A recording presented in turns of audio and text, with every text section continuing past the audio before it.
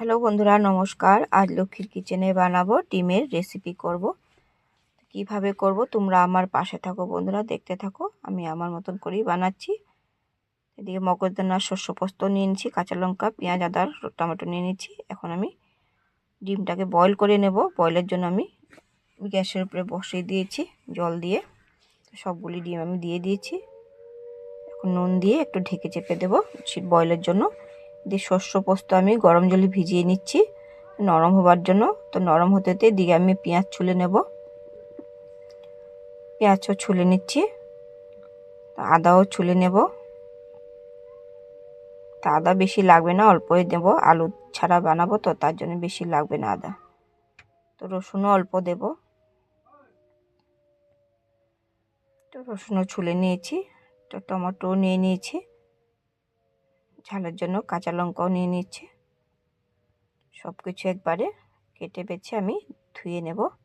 তো ধুয়ে নিয়েছি, তুলে নিচ্ছি।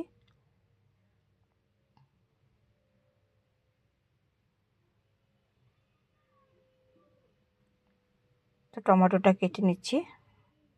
সবসময় আলু দিয়ে খেতে ভালো লাগে না, তাই আমি এইভাবে করেই বানাবো।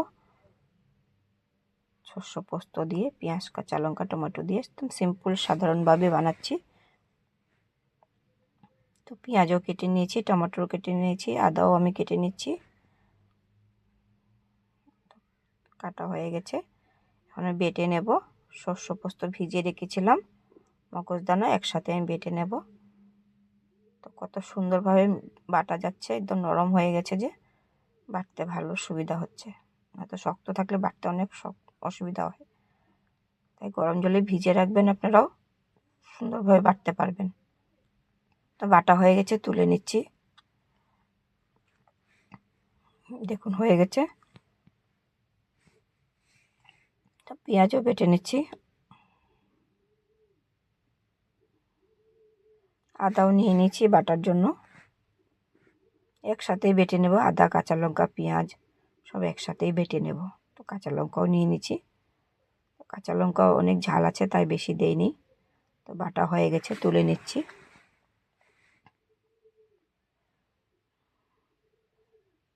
হয়ে গেছে। গরম মশলাও বেটে নেব।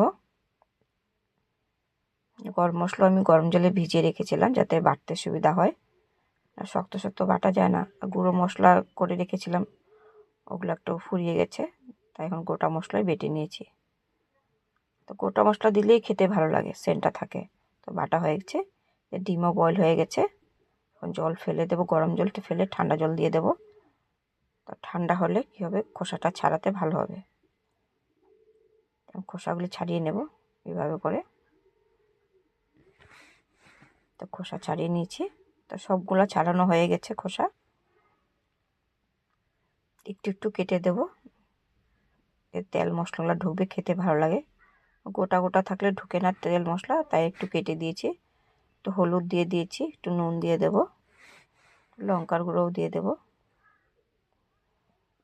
দেখুন আমি রান্নার জন্য সব কিছু আমি রেডি করে নিয়েছি, যা যা লাগবে। এই উনুনে আমি কড়াই বসিয়ে দিয়েছি, তেলও দিয়ে দিয়েছি, সর্ষের তেল। ডিম ভেজে নেব। তো ডিমগুলি বেশি কড়া ভাজবো না, কড়া ভাজলে খেতে ভালো লাগে না।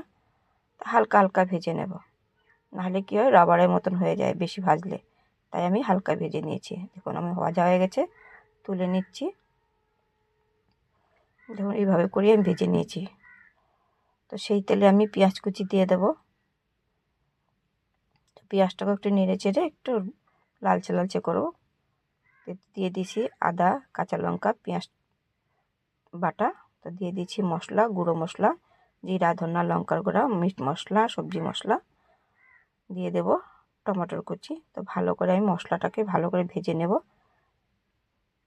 তো দিয়ে দিচ্ছি শস্য পোস্ত, মগজদানা বাটা। তো ভালো করে মিশিয়ে নিচ্ছি। ভালো করে ভেজে একটু নুন দিয়ে দেব। তো তেল ছাড়িয়ে দিয়েছে মশলার থেকে।